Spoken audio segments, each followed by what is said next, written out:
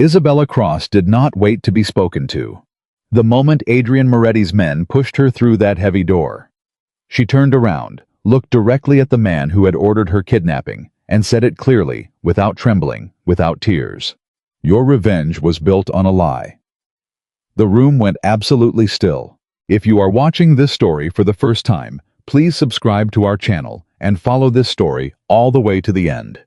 Drop your city name in the comments below so I can see exactly how far this story has traveled. Adrian Moretti had not felt surprise in 11 years. He had felt cold calculation.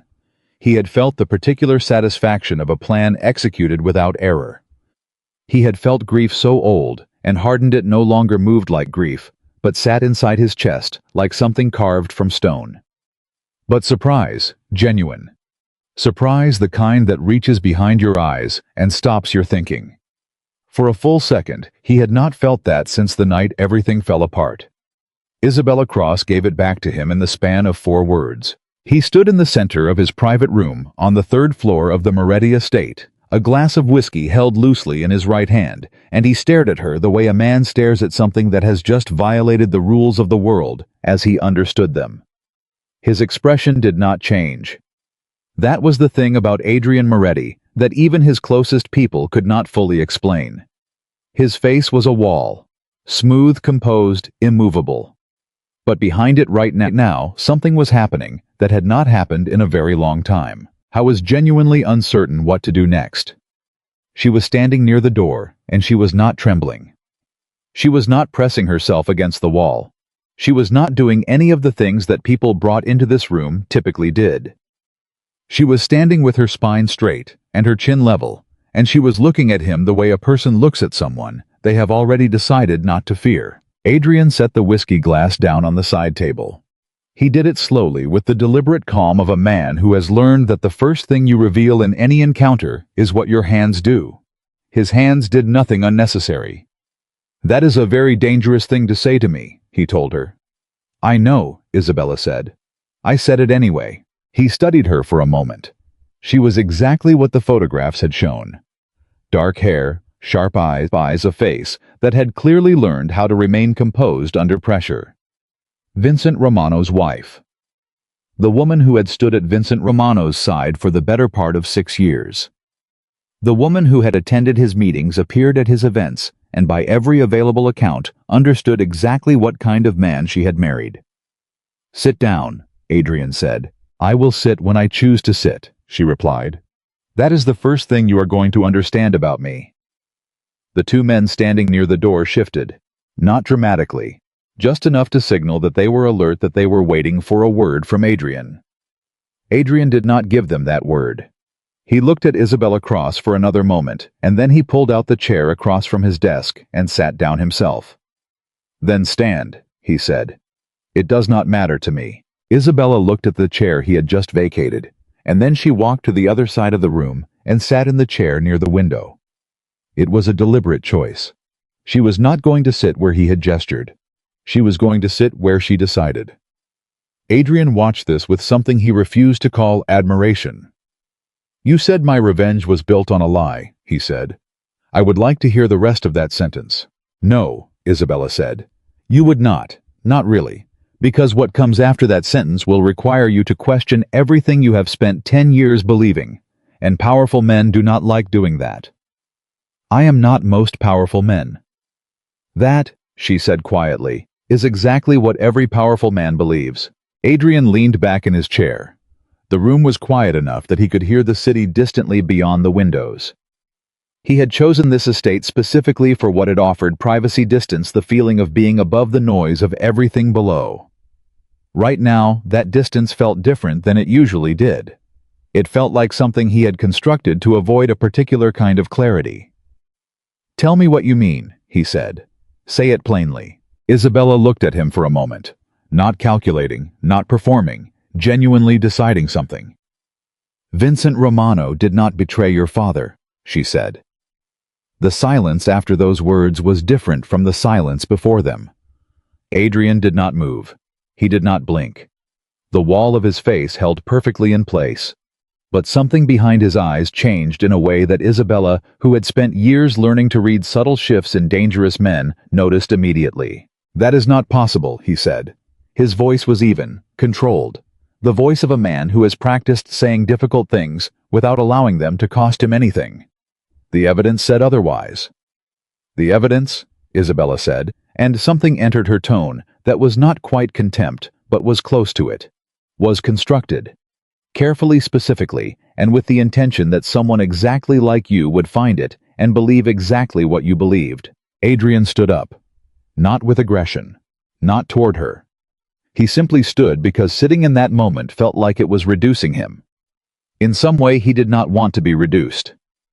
He walked to the window and looked out at the city below and tried to locate somewhere inside the architecture of what she was saying, the point where she was lying.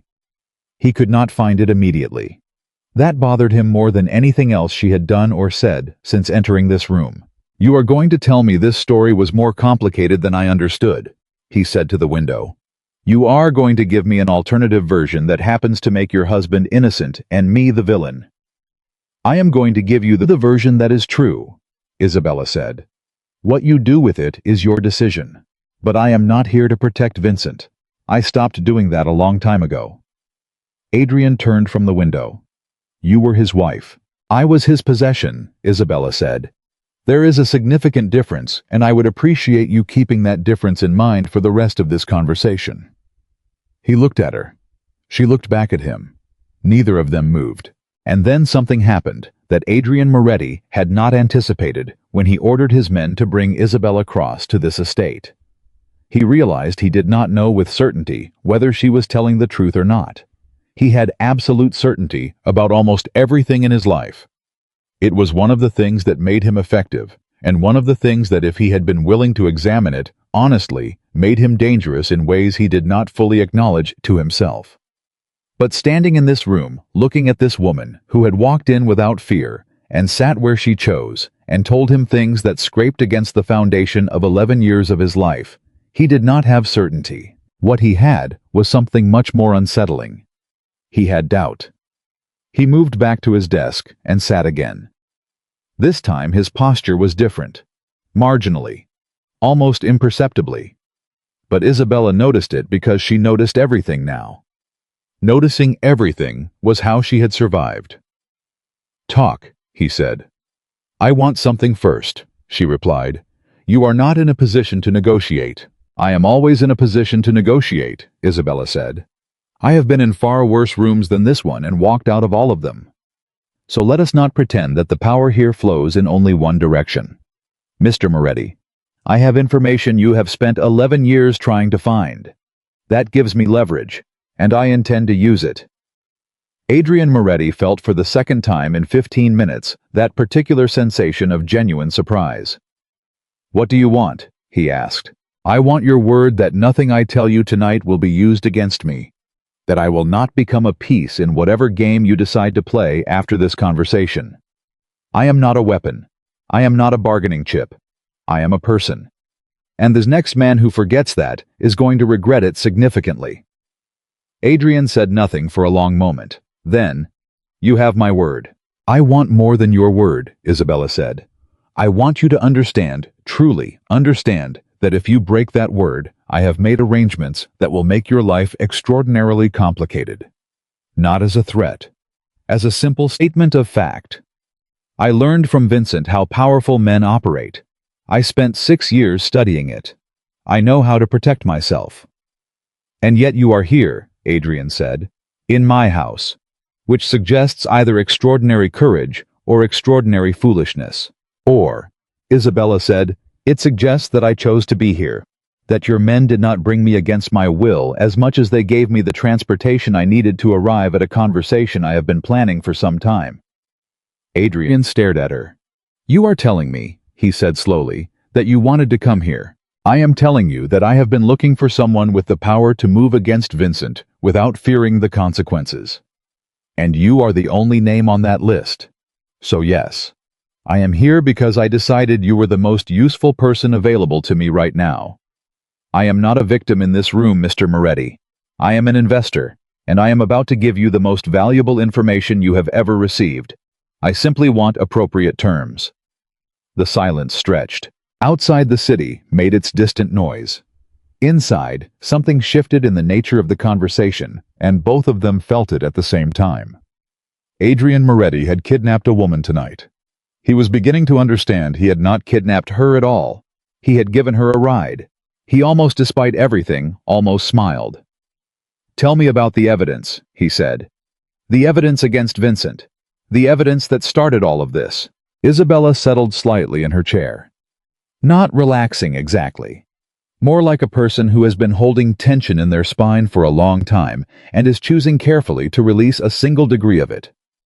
11 years ago, she said, your father received documentation, financial records showing that Vincent Romano had liquidated an account and moved money through 3 separate intermediaries to a fund that was used to undercut your family's primary business relationships.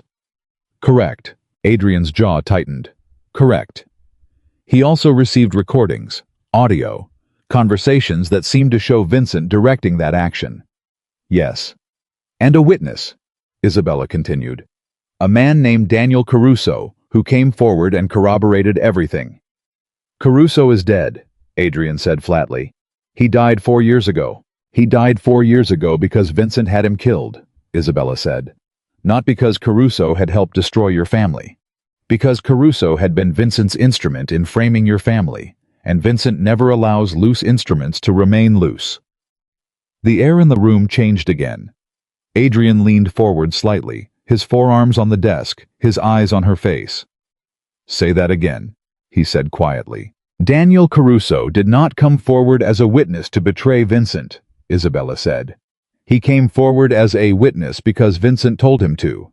The recordings were edited.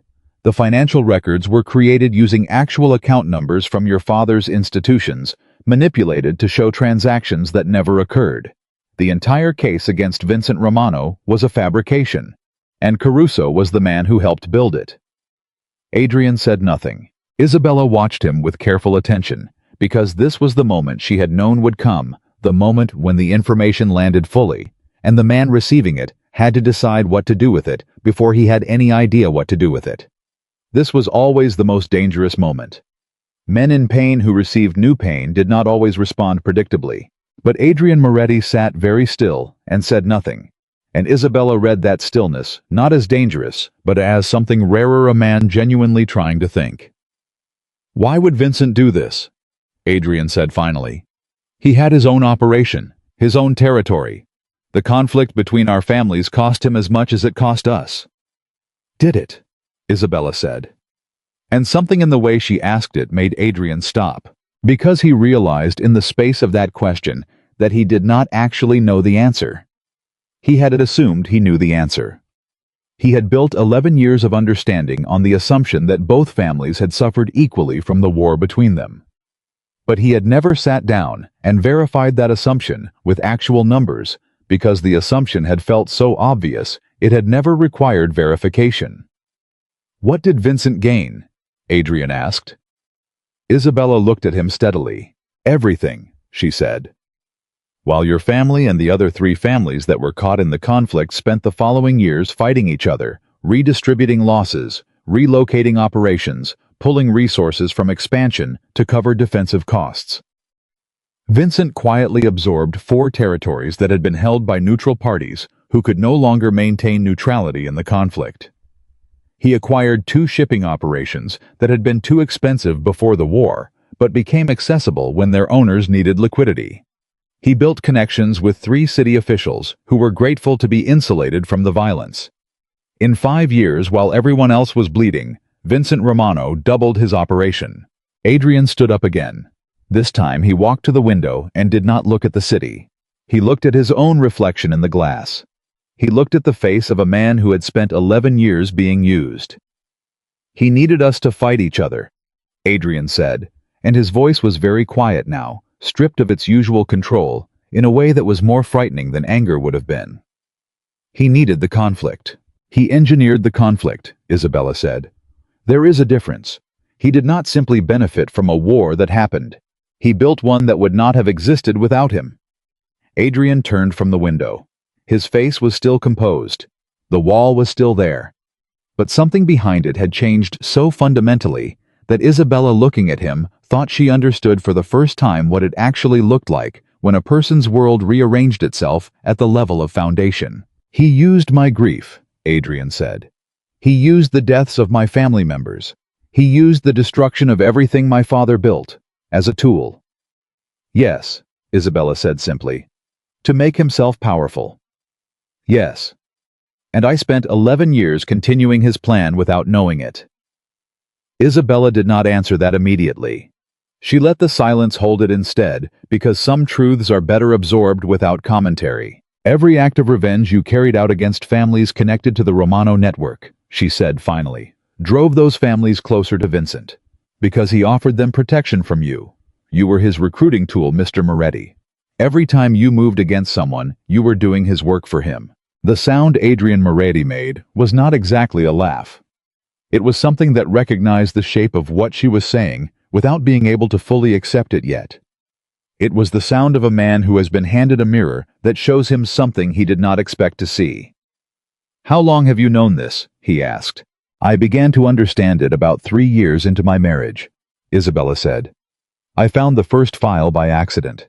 I thought I was looking through Vincent's desk for a travel document. What I found instead was a folder that should not have existed. Communications between Vincent and Daniel Caruso from the months before the conflict began. Instructions, timelines, specific language about how to construct the evidence." "And you stayed," Adrian said. It was not accusatory. It was a genuine question. "I stayed because leaving would have gotten me killed," Isabella said. "And because I decided that if I was going to survive this, I was going to be useful to myself before anyone else. I spent 3 years collecting everything I could find, digitally, physically. I have copies in locations that Vincent does not know about and cannot access. I have been waiting for the right moment and the right person." "And you decided that person was me," Adrian said. "I decided that person was the one man who had enough personal motivation, enough resources, and enough intelligence to use the information correctly. Most people with that kind of motivation do not have the intelligence. Most people with the intelligence do not have the motivation. You are unusual, Mr. Moretti. Whatever else you are unusual." Adrian looked at her for a long time. "You are either the most honest person I have met in 11 years, he said, "or the most accomplished liar." "I know," Isabella said. "You will need to decide which. But I would point out that an accomplished liar would have brought you a simpler story, one with fewer complications and less damage to your pride. What I have brought you tonight is the most painful possible version of the truth. I do not think liars typically choose that version." He thought about that. Outside the window. The city continued its indifferent noise. Inside the room, something was ending and something else was beginning, and neither of them quite had words for what either of those things were. "What do you want?" he asked again. "Truly. Not the terms, not the arrangements. What do you actually want out of this?" Isabella Cross looked at Adrian Moretti across the space of everything that had happened in this room tonight, across 11 years of his pain and 6 years of her own survival, and she answered him with the honesty of someone who has decided they are done pretending. "I want to be free," she said. "Not rescued, not saved by another powerful man with his own agenda. Free, done. Out of this world entirely in a way that is safe and permanent, and does not require me to become someone else's instrument to achieve. I have the evidence, I have the knowledge, and I have been alone with both of them for 3 years. I am tired, Mr. Moretti. I am very, very tired, and I am ready to end this. But I will only end it on terms that leave me standing at the conclusion." Adrian Moretti looked at the woman across from him, and he said quietly something he had not said to another person in longer than he could clearly remember. "I understand." The night was just beginning, and for the first time in 11 years, Adrian Moretti was not certain about what it would bring. That uncertainty he realized slowly sitting in the quiet of his estate with Vincent Romano's wife watching him from across the room did not feel like weakness. It felt distantly and strangely like the first honest thing he had experienced in a very long time. Adrian did not sleep that night. He sat at his desk long after his men had shown Isabella to one of the guest rooms on the second floor, long after the house had gone quiet, long after the city outside had dimmed into that particular stillness that exists only in the hours just before dawn. He sat and he thought, and he did something he had not done with genuine commitment in 11 years. He questioned himself. Not in the way that weak men question themselves, circling the same wounds looking for sympathy. He questioned himself the way a man questions a map. He has been following through unfamiliar territory when he realizes the landmarks no longer match. Methodical. Honest. Willing to admit the map might be wrong. He pulled out the original files. The ones he had kept since the beginning, the documentation that had started everything, the evidence that had built the architecture of his hatred and given it such clean, satisfying shape. Financial records. Printed transcripts of audio recordings. A witness statement signed by Daniel Caruso and notarized with a date 11 years in the past. He read every page, and for the first time since he had first read them as a younger and more broken man, he read them not looking for confirmation. He read them looking for construction, looking for the seams, looking for the places where someone had built something that was designed to be believed, rather than something that simply was. He found 3 things by 3 in the morning that he could not explain away. The first was a formatting inconsistency in one of the financial records, a date stamp that used a notation format that he was almost certain had not been standard practice in that particular institution at the time the document was supposedly generated. Small, easily missed. Exactly the kind of thing a careful forger does not catch because they are focused on the larger details. The second was a phrase in one of the audio transcripts that used a term he had heard Vincent Romano use in conversation only once years later in a completely different context. It was the kind of phrase a person invents and uses consistently once they have invented it. The problem was that the transcript predated the conversation where Adrian had heard the term by 3 years, which meant either Vincent had used that phrase years before Adrian had ever heard it, which was possible, or someone who knew how Vincent Romano spoke had written words into his mouth without knowing they were using language he had not yet developed. The third thing was Daniel Caruso's signature. Adrian had looked at that signature 100 times over 11 years and never once questioned it. Tonight, he looked at it differently. He pulled up 2 other documents from his files that bore Caruso's actual verified signature from later years, legitimate paperwork from legitimate transactions. He placed the 3 signatures side by side and looked at them for a very long time. They were close. Very close. But not identical in the way that a person's genuine signature repeats itself. They were identical in the way that a copy repeats itself. Consistent in all the deliberate strokes, and inconsistent in all the unconscious ones, which is exactly backwards from how a real signature works.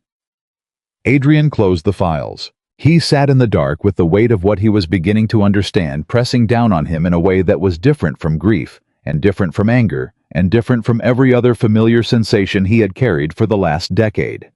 This was something new, something he did not have a practiced response to. It was the particular terror of a man who realizes he has been moving confidently in the wrong direction for a very long time, and that every step he took with such certainty has carried him further from where he needed to be. I was at the door of the guest room before he had consciously decided to go there. He knocked twice. Not loudly, just enough.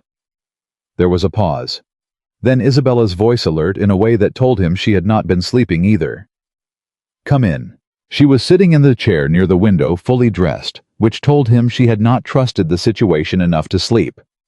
She looked at him when he entered and read his face in the way she had clearly learned to read faces quickly and with attention to the details that people do not control. "You found something," she said. It was not a question. "I found several things," Adrian said. He moved to the other chair in the room and sat. "The financial records have a formatting anomaly. The audio transcripts contain language that does not fit the timeline, and Caruso's signature on the witness statement does not match his verified signatures from later documents." Isabella looked at him steadily. "What do you want me to say?" "I want you to tell me what you have," Adrian said. "Not the version you gave me last night, the overview, the argument. I want to see the actual evidence, the documentation you collected. I want to look at it myself." I told you last night that I would not simply hand information to another powerful man to use as he sees fit. I know what you told me, Adrian said. I am not asking you to hand it to me. I am asking you to sit across from me while I look at it, so that you maintain control of it, and I maintain the ability to verify what you are telling me. That is a different thing. Isabella considered him. She was doing it openly without pretending she was doing something else which he was beginning to understand was characteristic of her. She did not perform casualness. She assessed, and she let you see the assessment. You stayed up all night reading your own files, she said. Yes. And you found the inconsistencies yourself. 3 of them. Something moved across her face that was not quite surprise, but was adjacent to it. Most people would not have caught those. Vincent was careful. Vincent was careful, Adrian agreed. But he built the forgery to convince a grieving man who was not thinking with precision. He did not build it to survive the scrutiny of someone who was looking for the forgery specifically. There is a difference. Isabella was quiet for a moment. Then she stood, and she reached into the inner pocket of the jacket she was wearing, and she removed a small drive. She held it between her fingers without extending it toward him. On this drive, she said, there are 437 files. Communications, financial records, recordings, photographs of physical documents. Everything I collected over 3 years. Organized chronologically and cross-referenced by subject. If you read all of it carefully, it will take you approximately 2 days. At the end of those 2 days, you will have no remaining doubt about what Vincent Romano did to your family, to my life, and to every other person caught in the war he manufactured. Why are you still holding it? Adrian asked. Because I want you to understand something before you take it, Isabella said. This information is not a weapon I am handing you. It is the truth I am sharing with you. Those are different things. A weapon is used and discarded. The truth requires something from the person who receives it. It requires them to actually reckon with what it means. I need to know you understand that distinction before this drive leaves my hand. Adrian looked at her for a long moment. You are telling me, he said slowly, that you want me to do more than use this information to destroy Vincent Romano. I am telling you that I have watched what happens when men use information purely as a weapon, Isabella said. It accomplishes the immediate goal. It does not accomplish anything larger. Vincent will fall eventually regardless. The question is what comes after. Whether the cycle simply continues with different people at the top, or whether someone actually stops it. And you think I am the person who can stop it. I think you are the person who has enough reasons to want to, she said. Whether you are the person who actually will, is what I am still determining. Adrian reached out and took the drive. Not quickly. He took it the way someone takes something they understand has weight beyond its physical form. He held it in his palm and looked at it for a moment. I will read all of it, he said. And then we will talk again. Yes, Isabella said. We will. He stood to leave. He was almost at the door when her voice stopped him. Mr. Moretti. He turned. The recording of Caruso's witness statement, she said. The audio version, not the transcript. If you still have it, listen to the background noise in the final 30 seconds. Vincent made one mistake in that fabrication. Only one. But it is significant. Adrian looked at her. What am I listening for? Isabella met his eyes. You will know it when you hear it, she said. He left the room and went directly back to his desk and found the audio recording that had been in his files for 11 years and played it through headphones in the quiet of his study and listened to the final 30 seconds 3 times. On the third listen, he heard it. A sound in the background, barely audible, almost completely buried under Caruso's voice and the ambient noise of what was supposed to be a hotel room in a city several hundred miles away. A sound that Adrian had heard thousands of times in his life and recognized without effort, and that had absolutely no business being in a recording made in the location, and at the time, the recording claimed to have been made. It was the sound of a particular clock, a clock that sat in the entrance hall of Vincent Romano's private residence, and had sat there, Adrian knew, from 3 separate visits to that property over the years for as long as Vincent had owned the house. A clock with a specific unusual chime mechanism that struck the quarter hour in a pattern Adrian had heard enough times to recognize immediately. Caruso's witness statement, recorded supposedly in a hotel room hundreds of miles away, had been recorded in Vincent Romano's house. Adrian sat for a very long time without moving. Then he opened the drive. The 2 days Isabella had estimated were accurate. Adrian read through the night and through the following day, and into the second night, with the kind of focused attention he normally reserved for situations where a mistake would cost lives. He took notes. He cross-referenced. He followed the financial threads through the layers of shell companies and intermediaries that Vincent had used so carefully, and that Isabella had mapped with the patience of someone who had spent 3 years doing nothing else when she had a private moment. What emerged from those 2 days was not a theory. It was a structure, a complete documented cross-referenced account of how Vincent Romano had engineered the destruction of the Moretti family and 3 other families, how he had used the resulting conflict to expand his own operation by a factor that Adrian calculated conservatively at 6, how he had maintained the conflict deliberately over years by feeding information to different parties at carefully timed intervals, and how he had spent the last several years slowly positioning himself to absorb what remained of the organizations he had spent a decade weakening. It was the most sophisticated, sustained deception Adrian had ever encountered. And it had worked perfectly. Until now. He called Isabella into his study on the morning of the 3rd day. She came and sat across from him and looked at the notes spread across his desk and said nothing. Waiting. "I have read everything," Adrian said. "I know. There are 2 files I cannot fully verify independently," he said. "The communications between Vincent and the city official from 2019. I have no external corroboration for those beyond the documents themselves." "The corroboration exists," Isabella said. "There is a second source, a person who was present at 2 of those meetings, who is willing to make a statement if the conditions are right. That person is not on the drive, because their safety requires that they remain unknown until the moment they are needed." "Who is it?" "Someone with more reason to see Vincent destroyed than either of us," Isabella said. "When the time comes, I will make that introduction. Not before." Adrian accepted that. He had learned in 2 days of reading that Isabella Cross did not withhold information arbitrarily. When she withheld something, it was for a specific reason that she had thought through more carefully than he would have. "What do you want to do?" he asked.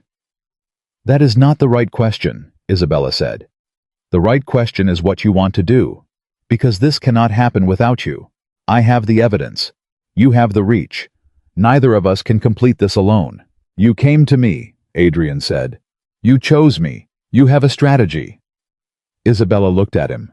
"I have the beginning of one.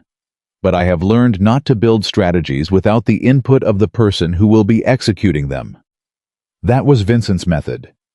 His plans were complete before he consulted anyone, and the people around him were simply instruments of implementation. "I am not interested in working that way." Something shifted in the room. Adrian noticed it, and he thought Isabella noticed it too, the moment when a conversation between 2 people stops being an interrogation and becomes something more like a collaboration. "Vincent believes I have you here for leverage," Adrian said. "He will make a move. He will not wait long. When he believes his wife is in my hands, he will act. He will not act to recover me," Isabella said, and the flatness in her voice when she said it was the particular flatness of someone describing a truth they have long since finished grieving. "Vincent does not value me. He values what I represent and what I know. He will act to eliminate the risk that I might tell you something useful." "Which means he will move against this house," Adrian said. "Within days," Isabella confirmed. "He has people watching. He always has people watching. He knew within an hour that your men took me. He has been calculating since then." Adrian stood and called for Marco, the person he trusted most in his operation, the man who had been with him since the beginning, and who understood without being told when a situation had changed in fundamental ways. Marco came in and looked at Isabella with the particular assessment of a person who has spent years determining quickly whether individuals are threats and arrived at a conclusion about her that made him slightly more careful than he usually was. "Vincent Romano will move against this house," Adrian said. "I need to know exactly when and how before he does it." Marco looked at him steadily. "You want me to get inside his operation. I want you to use the contacts we have and find out his timeline. Do not engage. Observe and report. And the woman? Marco asked with the directness that Adrian paid him to use. Mrs. Cross is a guest, Adrian said. The word guest was chosen deliberately, and Marco received it as such. Understood, Marco said, and left. Isabella watched this exchange with attention. Your people are loyal, she said when Marco was gone. My people are paid, and they are treated well, and they believe in the work, Adrian said. Loyalty built on only money ends the moment the money does. I learned that from watching what happened in other organizations. Including Vincent's, Isabella said. Including Vincent's. The third day ended. The fourth began. On the morning of the fourth day, Marco returned with information that confirmed everything Isabella had predicted. Vincent had activated 3 teams. He was not moving against the house directly, which would be messy and visible. He was doing something more characteristic of him. He was building a narrative. A story that he would release to the right people at the right moment. A story in which Adrian Moretti had kidnapped an innocent woman and used her to make an aggressive move against the Romano organization. A story that would justify whatever response Vincent chose to make, and position that response as defense rather than aggression. Vincent was not coming to take Isabella back. He was building the case for why Adrian deserved what was coming next. Adrian listened to Marco's report, and then dismissed him, and then sat quietly for a moment. And then he looked at Isabella and said what they were both thinking. He is going to try to destroy us both, he said. Yes, Isabella said. That has been his plan since the moment he knew I was here. 2 problems, 1 action. He eliminates me before I can tell you anything useful, and he eliminates you before you can act on anything I have already told you. And he positions himself as the aggrieved party throughout. He has done this before, Adrian said. He has done this before, Isabella confirmed. To 4 other people that I know of. The pattern is consistent. He prefers it because it leaves him clean. No direct action. Just a story that permits other people to act on his behalf. Adrian was quiet for a moment. Then he said, We need to change his calculation. Isabella looked at him. How? He expects me to respond to his story with force, Adrian said. That is what I would have done 6 months ago, a month ago. He knows my patterns because I have been predictable. I have been predictable because I have been operating on a narrative that he wrote for me. And now? And now I know the narrative, Adrian said. Which means I can change my response. And if I change my response, he cannot predict my next move, which is the first time in 11 years that will be true. Isabella looked at him for a long moment. You are talking about strategy, she said. Real strategy, not just reaction. I am talking about using what you brought me, Adrian said. Not as a weapon, as you said, as something that requires a reckoning. I am talking about doing this in a way that ends it, actually ends it. Isabella was quiet for longer than she had been quiet since arriving. Outside the city made its noise. Inside the silence had a quality to it that was different from the silences earlier in the week. This one was not tense. It was something more like the silence before a decision that both people in a room have almost reached but have not yet said out loud. If we are going to do this together, Isabella said finally, there are things you need to understand about the way I work. Tell me, Adrian said. I do not follow instructions, she said. I collaborate. I will bring everything I have, every piece of knowledge, every contact, every file, every plan I have been developing for 3 years in isolation.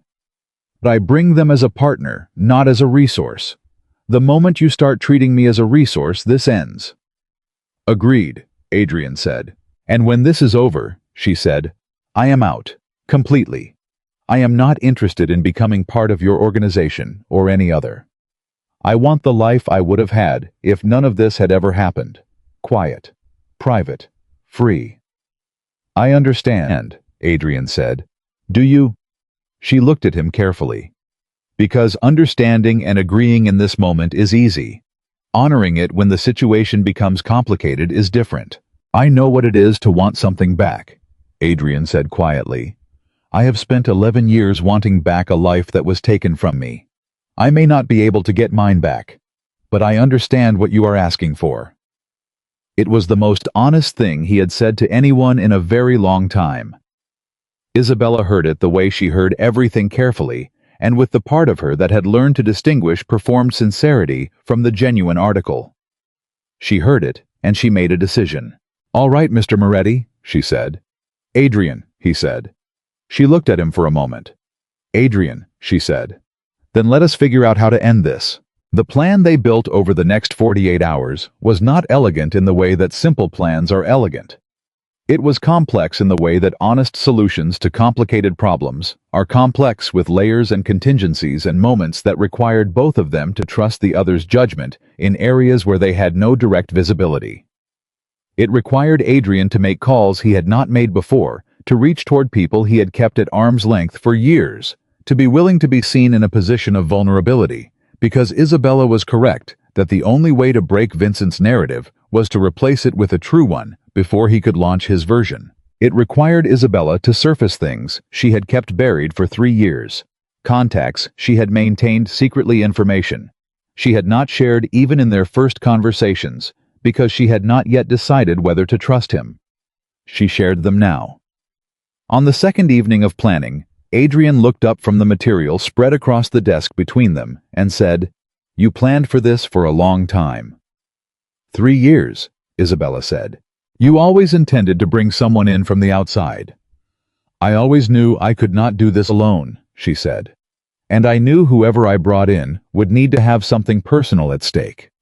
Someone who was simply paid for their help would not hold when it became difficult. It needed to be someone for whom this mattered. And you decided that person was me." "I spent 8 months deciding that person was you," Isabella said. "I watched your organization. I tracked your decisions. I read everything public and several things that were not public. I needed to know whether you were someone who could change direction when given a reason to, or whether you were too far gone into the identity you had built to be reachable." Adrian looked at her. "And what did you conclude?" "I concluded that you were someone who had been given a very good reason to build a wall around yourself," she said, "and who had built that wall so well that you had almost forgotten it was a wall and not simply the shape of who you were. But walls can be taken down. The question was whether the man inside still wanted something beyond them." "And do I?" Adrian asked. It was not a challenge. It was a genuine question directed partly at her and partly at himself. Isabella Cross looked at Adrian Moretti across the desk, covered in evidence of a decade of manufactured war, and she said, "That is what we are about to find out." Outside, Vincent Romano's people were watching the house. Inside, something had formed between two people who had arrived at this week as each other's enemies and had found somewhere in the space between betrayal and truth the beginning of something neither of them had expected. Not trust exactly. Not yet. But the thing that comes before trust, the decision to try. And right now, that was enough. The plan had a name. They did not give it one intentionally. It simply became the thing they referred to when they needed to refer to it, without saying out loud what it was. Adrian called it the reckoning. Isabella called it the end.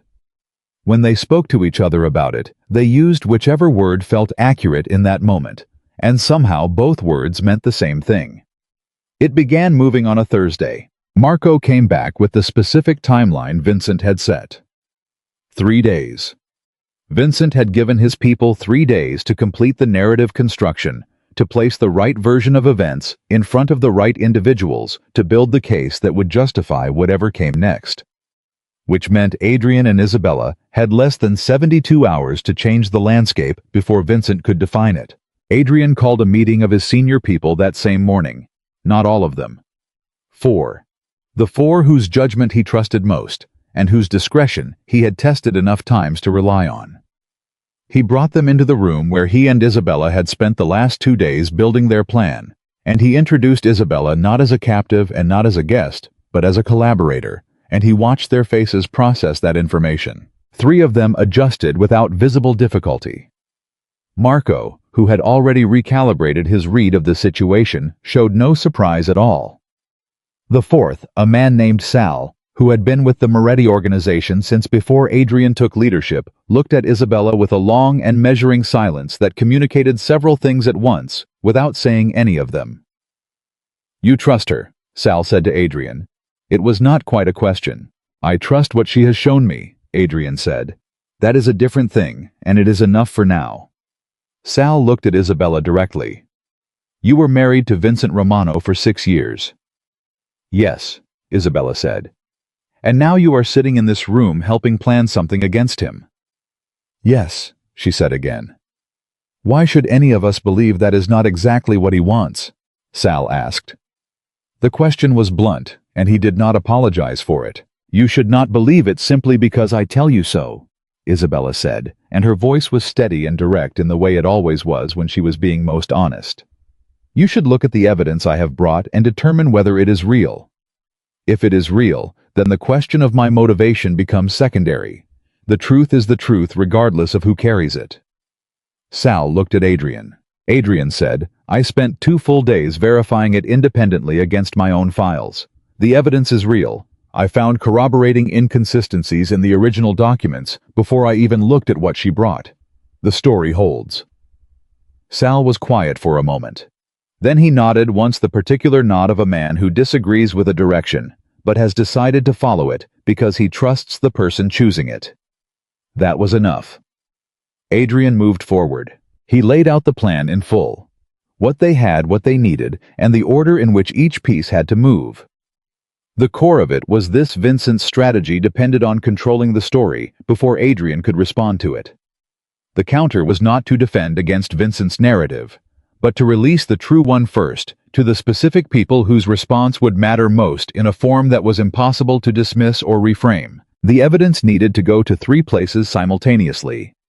A federal investigator that Isabella had spent 18 months carefully and indirectly building a channel toward a neutral party within the larger network of organizations that Vincent had manipulated over the years, who had the credibility to validate what they were seeing, and a journalist with the specific combination of courage and caution required to handle material of this sensitivity without destroying it or burying it. The federal channel is the most critical, Isabella said, and the most fragile.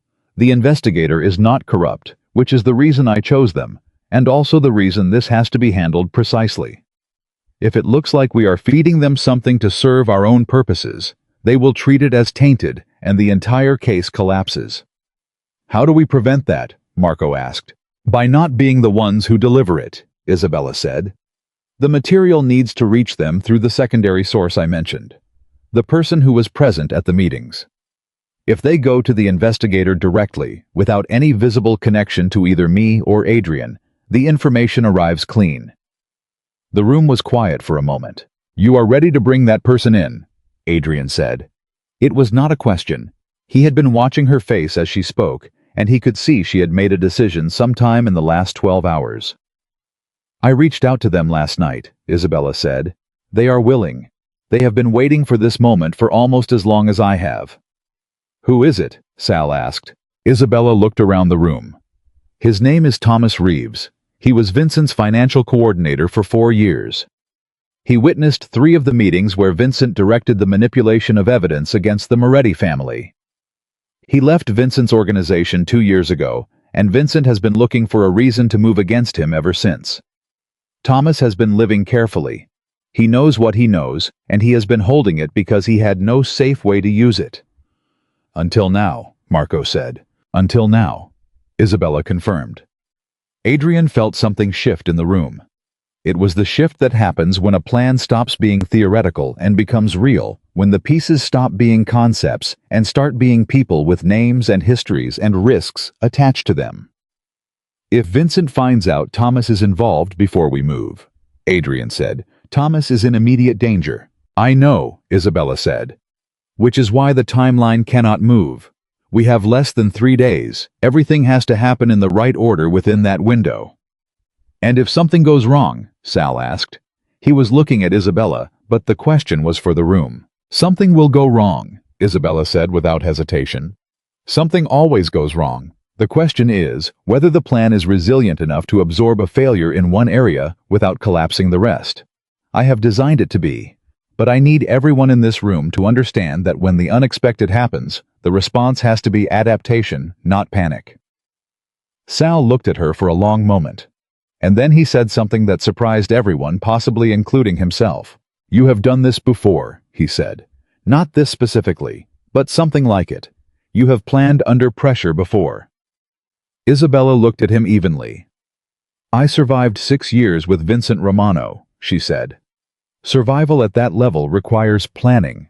Constantly. You learn to think 3 steps ahead, or you do not last. Sal nodded again. This time the nod was different from the first one. This time it carried something closer to respect. The first piece of the plan moved that afternoon. Isabella made contact with Thomas Reeves through a channel that had no traceable connection to the Moretti estate. The call was short and precise. Thomas was given a specific location, a specific time, and a specific set of instructions for arriving in a way that would not be noticed. He did not ask many questions. He had spent 2 years waiting for a call that meant this was finally moving, and when it came, he was ready. Marco handled the transportation personally. Adrian had insisted on that. Not because he did not trust his other people, but because this was the kind of moment where the difference between being careful and being careless was the difference between everything working and everything collapsing, and Marco was the only person whose version of careful fully matched his own. Thomas Reeves arrived at the estate just after 9 that evening. He was younger than Adrian had expected. Mid-30s with the particular quality of stillness that belongs to people who have spent an extended period being afraid without showing it. He came into the room where Adrian and Isabella were waiting, and he looked at Isabella first, and something passed between them, the recognition of 2 people who have survived the same danger from different positions. You actually did it, Thomas said to her. I told you I would, Isabella said. You told me a lot of things over the years, Thomas said, and there was something in it that was not accusation. Just the honesty of a person who has learned that even the best intentions sometimes fail to arrive. I know, she said. This one is different. Thomas looked at Adrian. He took his time about it.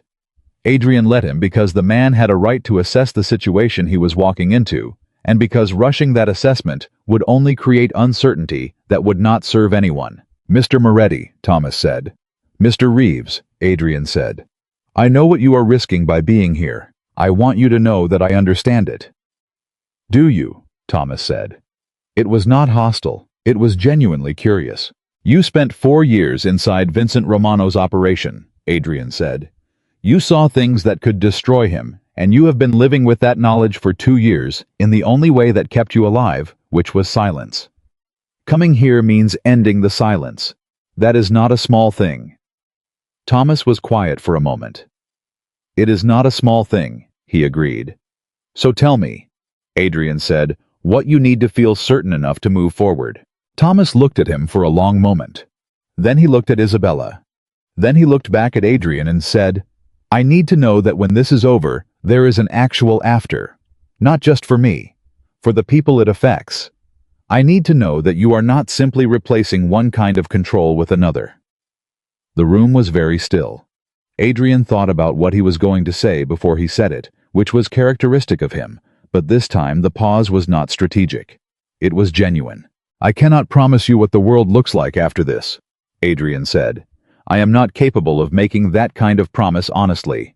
What I can tell you is that the reason I am doing this has changed. I came into this week intending to use information as a weapon against a man I hated. What I found instead was that my hatred was manufactured by that same man. Which means everything I built around that hatred was built on nothing. I am not interested in simply transferring power. I am interested in stopping the specific machinery that Vincent built and has been running for over a decade. That is a different goal, and it is an honest one. Thomas Reeves looked at him. Then he reached into his jacket and removed a small envelope. He placed it on the table between them. There are 3 names in there, he said. People who were present at different stages of what Vincent did to your family. 2 of them have been wanting to come forward for years and have not had a protected way to do it. One of them will be more difficult, but all 3 will speak if the conditions are right.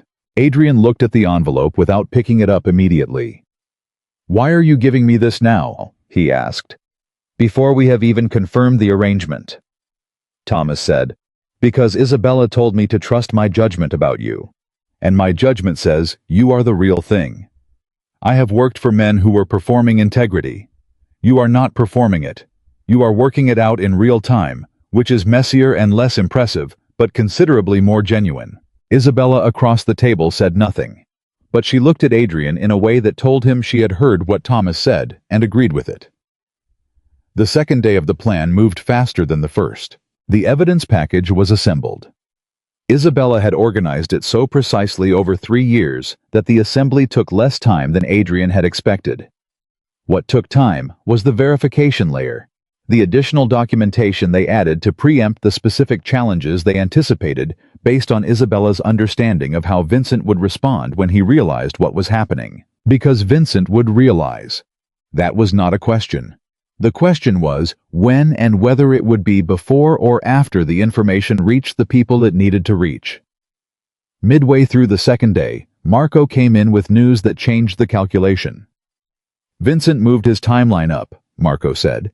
He was standing in the doorway with the particular stillness he used when the information was serious. He is not waiting 3 days. He made calls this morning. He is moving tonight. The room went very quiet. Adrian looked at Isabella. She was already thinking he could see it in her face, the rapid internal processing of someone revising a plan under pressure in real time. What is he doing? She asked Marco. He is releasing the narrative now this evening to 2 of the 3 people we identified as his targets, Marco said. And he has a team moving on the estate, not to breach it, to establish visibility. He is going to document our location and movements and use it as part of the story he is building. He knows we are close to something, Isabella said. Not a question. He has someone inside, Marco said, and he looked directly at Adrian when he said it, because that was the kind of information you delivered directly to the person whose organization had been compromised, regardless of how painful it was to deliver. Adrian absorbed this without visible reaction, which was not the same as absorbing it without cost. Who? He said. I do not know yet, Marco said. But the speed of his response suggests someone with access to general movements, not the specific plan. He does not know the details, or he would have moved differently. Which means we still have the plan, Isabella said. We just have less time. We have hours, Marco said. Not days. Adrian looked at Isabella. Isabella looked at Adrian. In the space between them, the calculation happened simultaneously and arrived at the same conclusion. We move everything to tonight, Adrian said. Thomas needs more preparation time, Isabella said immediately. Thomas, Adrian said, raising his voice slightly toward the adjoining room where Thomas had been working through the documentation. How long do you need? Thomas appeared in the doorway. He had clearly heard enough to understand the situation. Tell me what tonight means specifically. It means the federal contact gets the package and your statement before midnight, Adrian said. It means the neutral party in the network gets their copy simultaneously.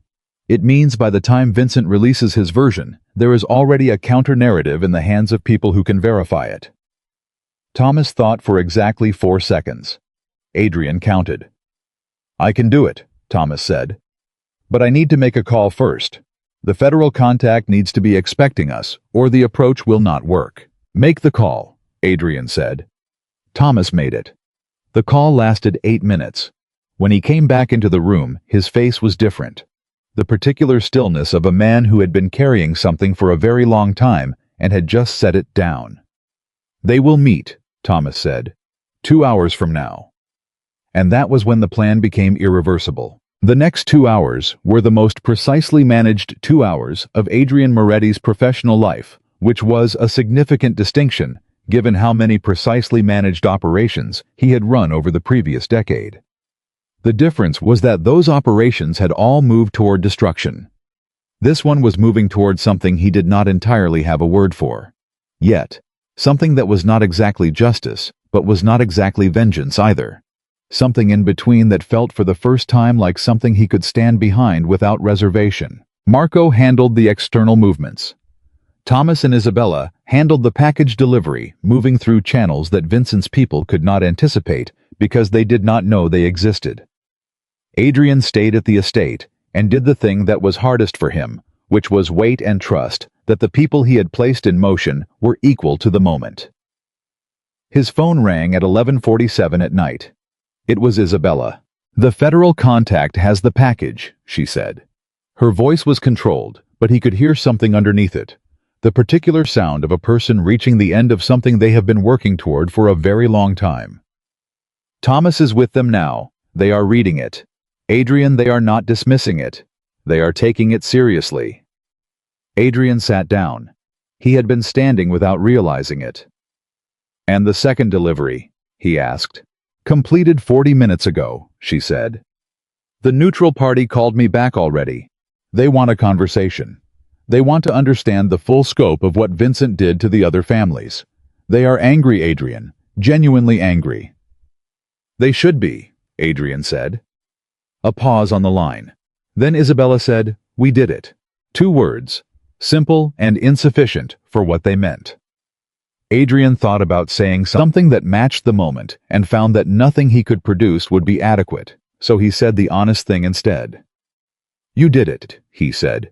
"You built this. I was the last piece, but you were the architecture." Another pause, longer this time. "I need to ask you something," Isabella said. "Ask. When this is over," she said, "and Vincent is finished, and the dust settles on all of it, are you going to be all right?" It was not the question he had expected. He sat with it for a moment. "I do not know yet," he said honestly. "That is the right answer," she said. "The people who claim they will be fine immediately are the ones who are not." After the call ended, Adrian sat in the quiet of the estate and thought about what came next. Not tactically, not strategically, just personally. For the first time in 11 years, the thing he had organized his entire existence around was no longer the organizing principle. The revenge was gone.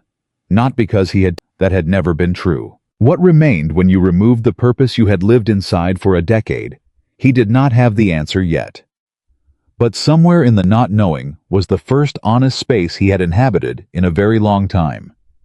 And then Marco called. And the tone of Marco's voice when he said Adrian's name told Adrian immediately that something had happened that they had not planned for.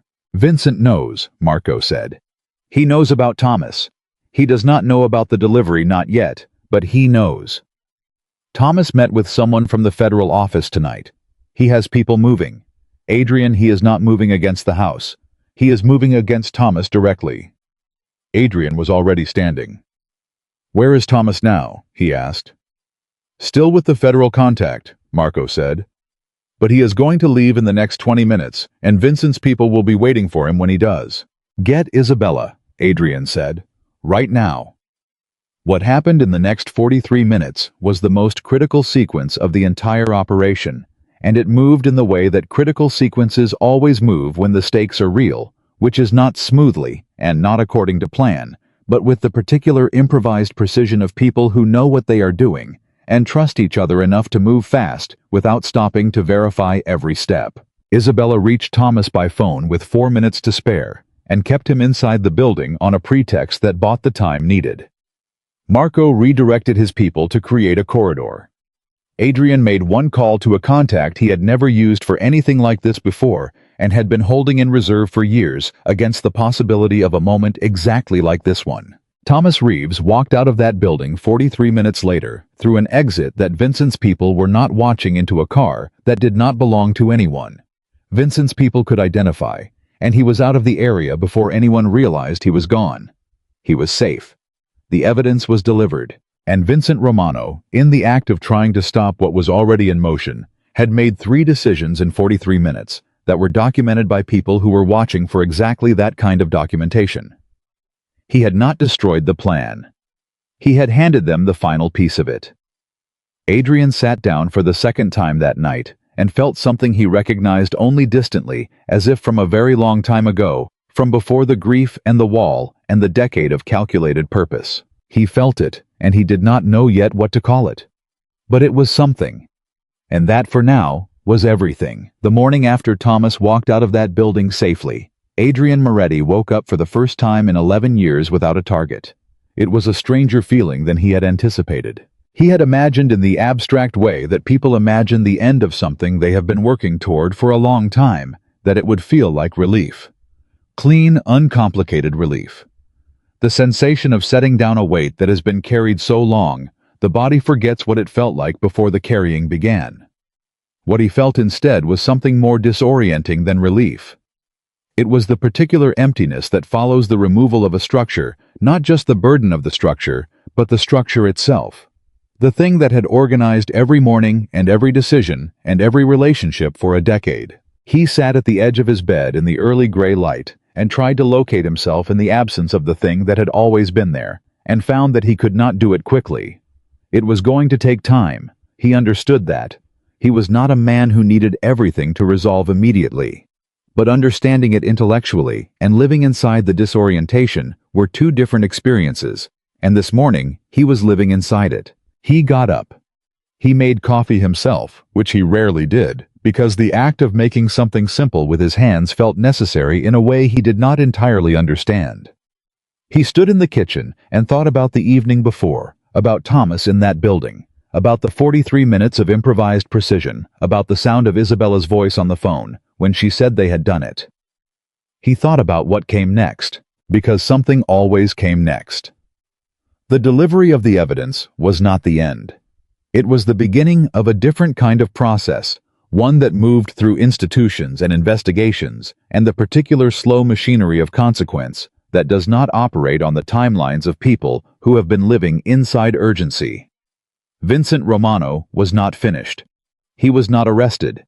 He was not exposed. He was, as of this morning, a man who did not yet know that the ground beneath him had shifted irreversibly, but who would know soon. And a man like Vincent, when he understood the ground had shifted, was capable of extraordinary things. Adrian brought his coffee to the study and found Isabella already there. She was at the desk, not his desk, but the side table she had claimed over the past several days as her working space, with 3 separate documents open in front of her, and the particular focused expression of someone who has not slept as much as they needed to, but has prioritized thinking over rest. She looked up when he came in. "There is a problem," she said without preamble, which he had come to understand was how she operated when something was urgent. She saved the social navigation for moments when there was time for it. "Tell me," he said. "Thomas called an hour ago," she said. "The federal investigators are moving faster than expected. That is good. But the speed means they are going to want to move on Vincent publicly within the next 72 hours, which is also good except for one thing." Adrian sat. "What thing?" "Vincent has a contingency," Isabella said. "I knew about it in general terms, but Thomas confirmed the specific shape of it last night. If Vincent believes he is about to be exposed, he has an arrangement with 2 individuals inside a state-level financial authority who can initiate a counter-investigation, something targeting Moretti businesses, specifically timed to land simultaneously with anything federal that touches Vincent. It would not stop the federal case, but it would create enough noise and parallel damage that the story becomes 2 stories instead of 1, and in the confusion, Vincent gains time. Enough time potentially to move certain assets and certain people beyond reach." Adrian was quiet for a moment. He was running through the implications with the systematic speed of a man who has spent a decade making decisions under pressure. "He built a mirror," Adrian said. "He built a mirror," Isabella confirmed. "If you come at him, he reflects the attack back at you, not to defend himself, to slow you down while he moves." "How long has that arrangement been in place?" "At least 3 years, Isabella said. "Possibly longer. I found references to it in the files, but not the full structure. Thomas knew more of the details because he was involved in setting up some of the financial pathways. Can we dismantle it before he activates it?" Isabella looked at him steadily. "That depends on how willing you are to be transparent about your own operation." The room shifted slightly. Adrian felt it. "Explain," he said. "The counter-investigation relies on the assumption that if someone digs into Moretti businesses, they will find things worth investigating," Isabella said. Her voice was even and careful in the way it was when she was saying something that required care. "Vincent built the contingency on that assumption because it is not entirely without basis. You have not run a clean organization, Adrian. Not completely. Not across all of it." Adrian said nothing. "If you want to remove his ability to use that mirror," Isabella continued, "you need to remove what the mirror would reflect, which means getting ahead of it. Being the one to surface the things that are surfaceable with context and cooperation before Vincent's people surface them as accusations. The silence lasted longer this time. This was the thing that Adrian had known in some part of himself was coming. Had known since the first night Isabella sat in his study and told him about choosing justice over revenge. He had agreed to it in principle, with the ease that comes from agreeing to something in principle before you understand what it requires in practice.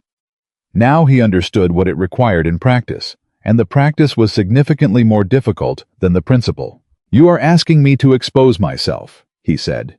"I am asking you to define the terms of your own exposure before someone else does it for you," Isabella said. "There is a difference, and you know there is a difference." "If I do this," Adrian said, "some of my people face consequences." "Some of your people," Isabella said carefully, "have done things that have consequences. That is also true. The question is not whether consequences exist. The question is whether you are the one who gets to shape how they land, or whether Vincent is." Adrian stood up and walked to the window. He stood with his back to her for a moment, not because he was shutting her out, but because he needed to look at something other than another person's eyes while he processed what she was saying. "I thought about the people who had worked for him, the ones who had followed his direction without question, because he had given them a purpose and a structure, and something that felt, if you did not examine it too carefully, like a cause." He thought about what he had told himself over the years about what kind of organization he was running. The lines he had drawn, and the lines he had allowed to blur the decisions that had felt necessary at the time and looked different in retrospect. He turned back to Isabella. "How much do you know about my operation?" he asked. It was not an accusation. It was a genuine question. "Enough to have an informed conversation with you about it," she said. "Not everything, but enough. And you chose to come to me anyway." "I chose to come to you because of it," she said. "Not in spite of it, because you are someone who is capable of this conversation. Most people in your position are not. They have convinced themselves too completely. You have not. You have been carrying a discomfort about certain parts of what you built for a long time. I could see it in how you operate the specific areas where you apply more control than is logistically necessary. The places where you have been gradually, quietly pulling back for the past 2 or 3 years without fully acknowledging why." Adrian looked at her for a long moment. "You researched me very thoroughly," he said. "I needed to know if you were the right person," she said simply. "And the discomfort I have been carrying," he said. "The pulling back. You read that as willingness to change." "I read that as someone who has already been changing," Isabella said, "without permission from themselves yet. I was not asking you to become something different.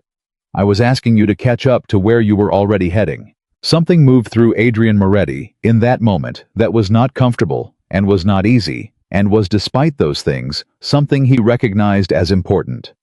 It was the particular sensation of being seen accurately, not flatteringly, not brutally, accurately.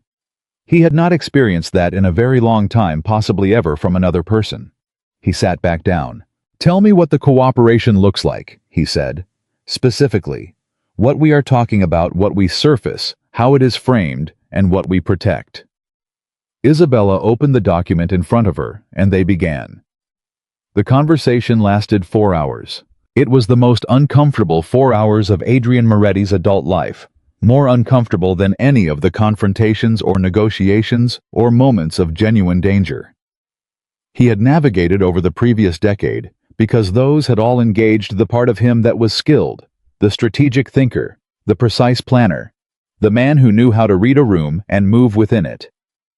This engaged a different part, the part that had to look honestly at specific decisions and specific outcomes, and name them for what they were, without the softening that self-justification provides. Isabella did not make it brutal. She was not interested in punishment or humiliation. She moved through each area with the same even careful attention she brought to everything, asking questions more than making declarations, allowing Adrian to arrive at the language himself, rather than having it handed to him. But she did not allow him to drift into euphemism when precision was required. When he reached for softer framing, she would say simply, and without edge, say it plainly. And he would. By the end of the 4 hours, they had a map. The specific areas of the Moretti operation that would be surfaced proactively, the framing and context that would accompany each disclosure, the distinction between what required legal consequence and what required structural change, and the individuals within his organization who needed to be part of the conversation. "This is going to cost you," Isabella said when they reached the end of it. "Not as a warning, as an acknowledgement." "I know," Adrian said. "Some of your people are going to feel betrayed. Some of them will have reason to," he said. "I built parts of this operation in ways that put people in positions they should not have been in. If they feel the consequences of that, some of that consequence belongs to me." Isabella looked at him for a moment. "That is not something most people in your world say." "I am aware," Adrian said. "Does it feel like weakness?" she asked, genuinely curious. Adrian considered the question honestly. "No," he said after a moment. "It feels like something I should have been capable of sooner." They called Marco in. Marco listened to the outline of what they were proposing with the sustained stillness he used when he was managing a strong reaction internally. When Adrian finished, Marco was quiet for a moment. Then he said, "You are going to dismantle part of what we built." "I am going to restructure part of what we built," Adrian said. "There is a difference." "For some of the people involved," Marco said carefully, "it will not feel like a difference." "No," Adrian agreed. "It will not. And I am going to have those conversations directly, not through intermediaries, not through you, me." Marco looked at him for a long moment. "You have decided," he said. "It was not a question." "I have decided," Adrian said. Marco nodded. The nod of a man who would follow, and who had decided that following was the right thing, and who wanted Adrian to know both of those things without the need for further words. Then he said, "What do you need from me?" "I need you to identify the people who are going to hear this hardest," Adrian said. "Not to manage them. To tell me who needs to hear it from me first personally, before it becomes general knowledge. I am not going to let this land on anyone without warning." Marco thought for a moment. Then he gave Adrian 3 names. Adrian made those 3 calls himself that afternoon, back to back, sitting in the study with the door closed, and Isabella giving him the privacy to do it. The calls were different from each other in tone and difficulty. The first ended in silence, and then a quiet acknowledgement. The second ended in anger that Adrian accepted without defending himself against, because the anger was not without basis. The third ended with the man on the other end of the line saying something Adrian had not expected. He said, "I have been waiting for you to do this for 2 years." Adrian sat with that for a moment after the call ended. Then he opened the door and found Isabella exactly where she had been at her side table, not pretending to be doing something else, but simply waiting. "How did it go?" she asked. "The way difficult things go," he said. "Harder than you planned for, and more necessary than you planned." She nodded. "There is something else," Adrian said. He sat across from her. "Something I have not said directly." She waited. "Vincent is going to learn today or tomorrow that the evidence has been delivered," Adrian said. "When he learns that his response is not going to be legal or strategic, he is going to move against people. Specifically, he is going to move against the people he believes are most responsible. Thomas is protected. Marco has our people in position. But you—" He stopped. Isabella looked at him. "Me," she said. "You are the one he cannot accept," Adrian said. "Everything else he can potentially manage or survive or reframe. You are the one piece he cannot. Because you were inside. Because you know things that nobody else knows. And because the fact that you brought them out means that everything he built on the assumption of your silence has collapsed." "I know," Isabella said. Her voice was steady. "I is going to come for you specifically," Adrian said. "And I need you to tell me that you understand what that means and that you have thought through your security." "I have thought through my security," Isabella said. "I have been thinking through my security for 3 years. I did not walk into this week unprepared." "I know you did not," he said. "But this is different from the preparation you did while you were planning. This is the moment after the plan has moved, when the other side knows what happened and has nothing left to lose. That is when people make the kind of decisions that preparation does not always account for. Isabella looked at him for a long moment. Something moved across her face that was not fear, but was in the same neighborhood. The honest acknowledgement of a risk that she had always known existed and that was now no longer theoretical. "What are you suggesting?" she asked. "I am not suggesting anything that removes your autonomy," Adrian said carefully. "I am asking you to accept a level of security for the next 72 hours that goes beyond what you would choose for yourself independently.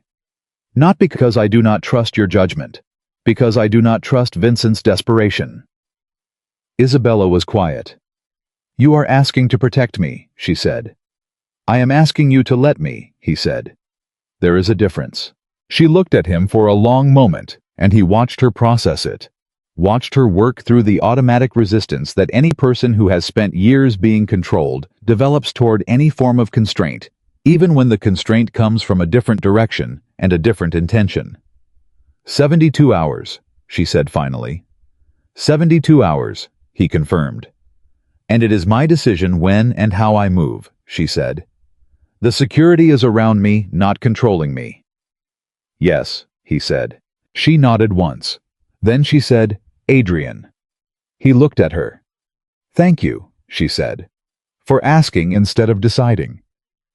He said nothing because he understood that sometimes the response that honors a thing is silence. The 72 hours began, and Vincent Romano, 24 miles away in the residence that contained the clock, with the distinctive chime, learned for the first time that the evidence had been delivered. The man who told him was one of his most trusted people. The man who told him did it because he had no choice, because the information was reaching Vincent through channels regardless, and bringing it himself was the only remaining form of loyalty available. Vincent Romano sat in his study and listened to the information, and then sat very still for a long time. And then he made 3 phone calls. The first 2 were to the individuals inside the state, financial authority, activating the contingency that Isabella had warned Adrian about. The contingency launched. The counter-investigation was initiated. The mirror went up exactly as planned. It reflected nothing. Because what it was built to reflect was no longer there. Because Adrian had already moved it. The counter-investigation landed on a version of the Moretti organization that had been restructured and disclosed and stripped of the specific vulnerabilities it was designed to exploit. It was a precisely targeted attack that hit a target that had already stepped out of the way. Vincent's third call was not strategic. It was personal. He called the number that Isabella had been using to communicate with people during the week. The number that was, as of that morning, being routed through a system that Marco had set up specifically to handle this call if it came. The call connected. Adrian answered it. The silence on the other end lasted almost 5 seconds, which Adrian understood was how long it took Vincent Romano to fully comprehend what it meant that Adrian Moretti had answered his wife's phone. "Vincent," Adrian said. Another silence.